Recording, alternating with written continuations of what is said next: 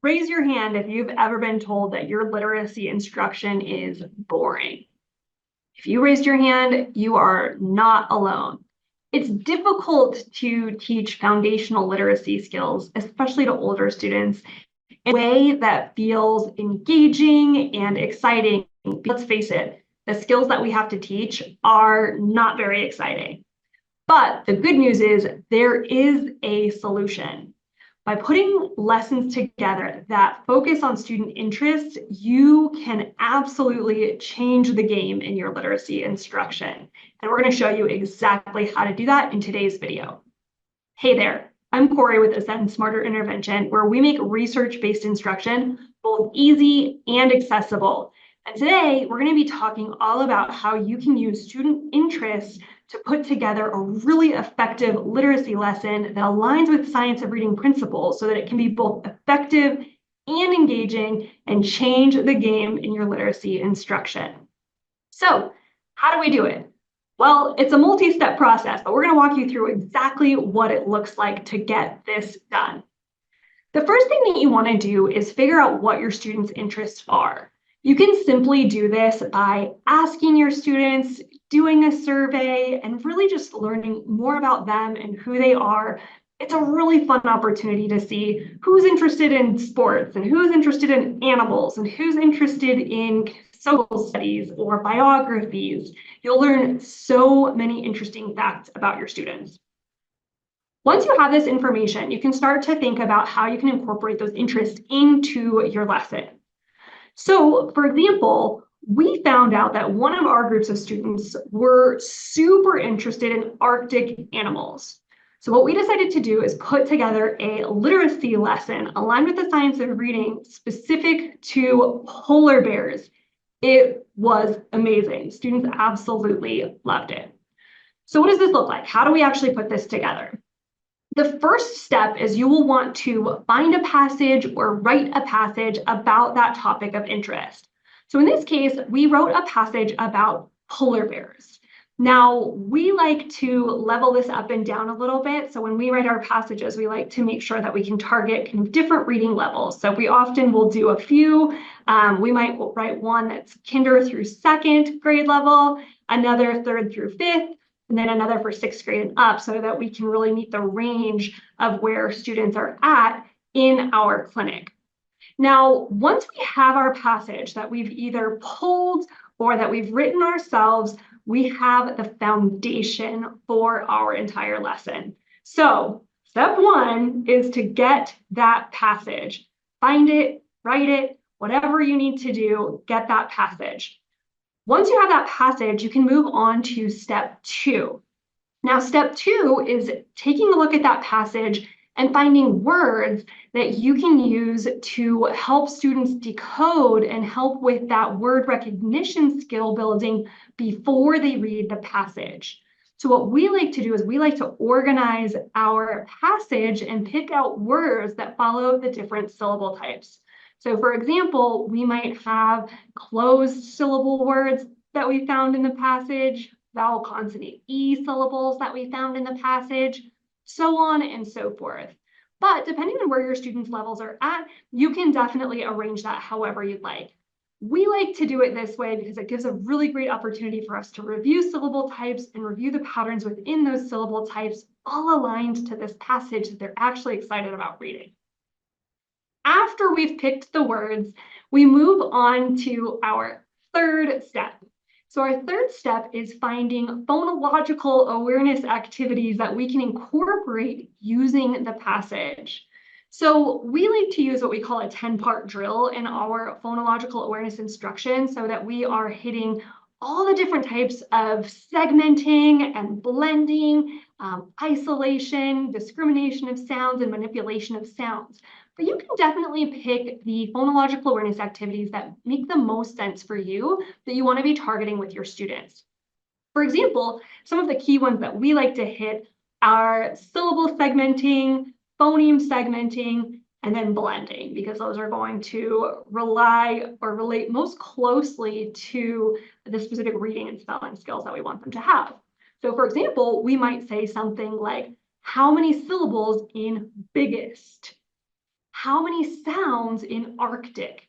And we know that these words are going to be coming up in the passage. And so it's a really great way to incorporate your phonological awareness instruction directly into your literacy lesson that, again, is based on a topic of interest. So they're more excited to do it for you.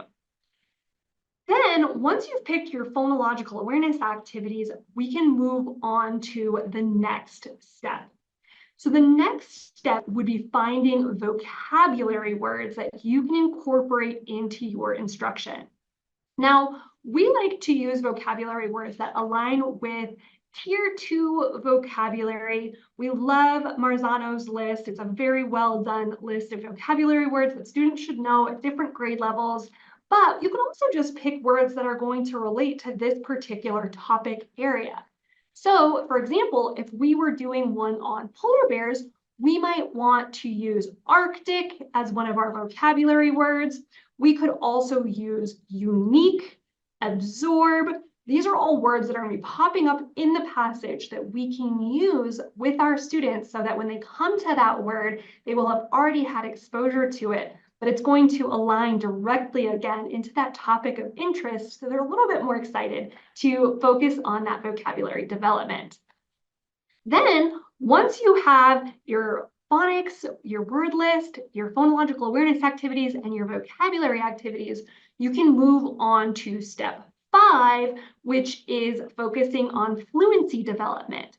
Now, sometimes reading an entire passage is just too much for your newer readers or your struggling readers.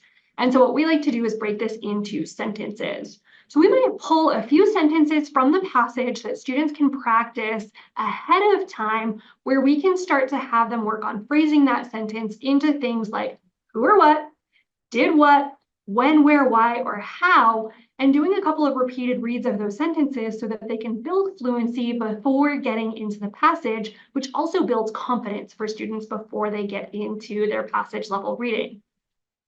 Then you'll have students go ahead and read that passage, but the next thing that you're going to need to do for step 6 is come up with some comprehension questions that you're going to want them to be able to answer when they're done with their reading.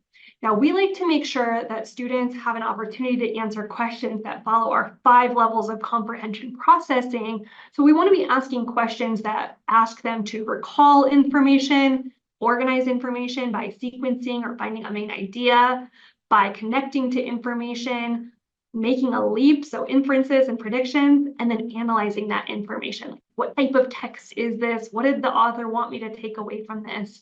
So on and so forth. So typically we want to make sure that we have at least 5 comprehension questions that are targeting each of those areas.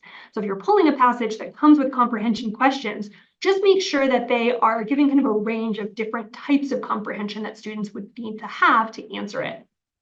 Now, truly that's all that you need to do, but for bonus, we also like to put in a writing prompt that follows with the same topic of interest that students have. We like to give different writing prompts. So we usually like to provide a narrative prompt, an informative, an opinion, and a persuasive, all related to the topic. It's a really great way for students to practice sentence level writing or paragraph level writing and engaging with information that they actually care about, which again makes it so much easier for them to engage with that and want to continue doing the work.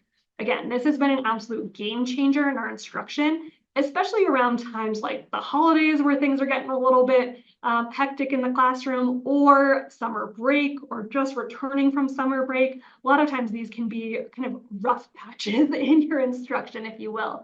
And so by incorporating student interest, you can make absolute gains, get students bought back into the process, and it's just really fun for them.